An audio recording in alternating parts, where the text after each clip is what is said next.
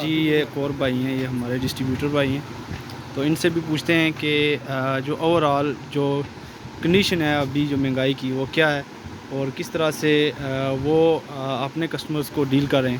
تو چلیے ان سے پوچھتے ہیں. جی السلام علیکم بھائی، کیا حال ہے، ٹھیک ہو؟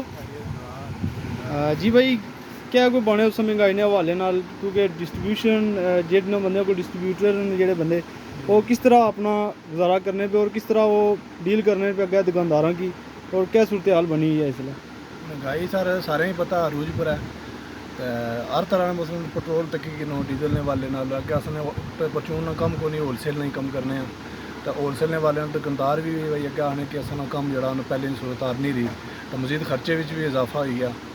بس فی الحال ٹینشن ہی ہے، تکو اگے اللہ نے کما کس طرح وقتی نظام چلنا پیا.